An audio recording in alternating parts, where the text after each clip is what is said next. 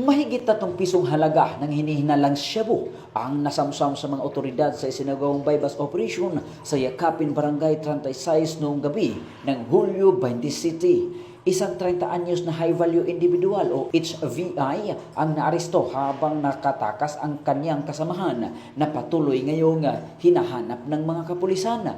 Pinangunahan ang operasyon ng Regional Police Drug Enforcement Unit Team 2, katuwang ang Police Station 2 ng Cagayan de Oro City Police Office, Regional Anti-Illegal Drugs Unit 10, City Mobile Force Company, Philippine Drug Enforcement Group Special Operations Unit 10 at Regional Intelligence Unit 10. Sa operasyon, nakumpiska ang isang sachet ng hinihinalang shabu na nagsilbing bypass item at 11 iba pa na sachet na naglalaman ng puting kristalina substance na hinihinalang shabu. Na-recover din ng ilang personal na gamit, kabilang ang isang sling bag, wallet, belt bag, plastic container at mga walang lamang plastic sachet na pinaniniwalaang ginagamit sa pagbabalot ng illegal na droga. Ayon sa pulisya, nakatakas ang isa pang suspect na kinikilala lamang sa alias Jojo at nagpapatuloy ang hot pursuit operation laban sa kanya. Sa kabuuan, umabot sa humigit kumulang 500 gramos ng hinihinalang shabu ang nasamsama na may tinatayang standard drug price na umabot sa 3,400,000 pesos.